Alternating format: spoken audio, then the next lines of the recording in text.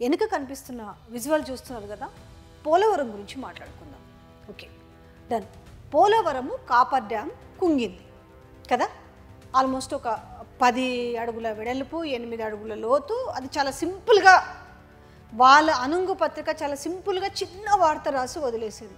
పోనీలే ఏమైంది, ప్రాజెక్టులు కట్టినప్పుడు ఖచ్చితంగా ఏమవుతాయి, పిల్లర్లు గుంగుతాయి, లేకపోతే గేట్లు కొట్టుకుపోతాయి, ఇవంతా కామనే కదా అని మాట్లాడవచ్చు. అయితే ఇది పోలవరంకి వర్తిస్తుందా అంటే ఎన్డీఎస్ఏకి కళ్ళు కనిపిస్తలేవా అనేది ఒక చర్చ జరుగుతుంది. అంటే ఎన్డీఏ ప్రభుత్వంలో ఉంది, అంటే ఎన్డీఏ ఇప్పుడు ప్రభుత్వంలో ఉంది కాబట్టి ఎన్డీఎస్ఏకి కళ్ళు కనిపిస్తలేవా? ఇదే కాళేశ్వరం మీద ఇంత రాద్ధాంతం జరిగింది కదా. ఒక్క పిల్లర్ కుంగిన విషయంలో, సరే ఆ పిల్లర్ ఎట్లా కుంగిందనే విషయంలో మళ్ళీ ఆల్రెడీ డౌట్లు చాలా ఉన్నాయనుకోండి. ఆ పిల్లర్ కుంగితే యుద్ధ ప్రాతిపదికన దాన్ని రిపేర్లు చేసి రైతులకి సమయానికి నీళ్ళు ఇవ్వకపోగా దాన్ని రాజకీయం చేసి కాంగ్రెస్ పార్టీ అధికారంలోకి వచ్చింది.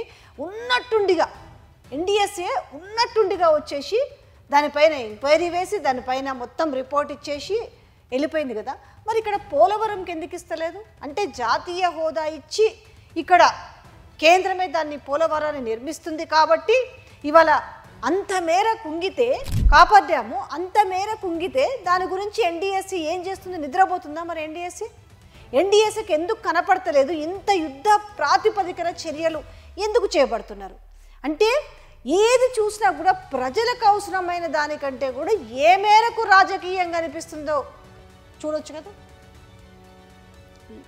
ఈ కుంగింది నానా హంగామా చేసి కాళేశ్వరం విషయంలో నానా హంగామా చేసేసి దానిపైన ఇప్పుడు దాన్ని రిపేర్ చేయకపోగా ఎన్డీఎస్ఏ వచ్చి హడావుడిగా దానిపైన రిపోర్ట్ ఇచ్చేసి దాని తర్వాత ఇక్కడ కాంగ్రెస్ ప్రభుత్వం దాని తర్వాత కమిషన్ వేసి, అంటే టోటల్గా ఇక్కడ బీఆర్ఎస్ని బర్బాద్ చేయడానికి దీన్ని అడ్డు పెట్టుకొని గెలిచాము, దీన్ని అడ్డు పెట్టుకొని ఈరోజు బీఆర్ఎస్ అనే దాన్ని లేకుండా చేయడానికి నానా పాటలు పడుతున్న వైనం కనిపిస్తుంది. కొన్ని పాయింట్లు చూద్దాం. అయితే మరి పోలవరం విషయాలు ఏంది?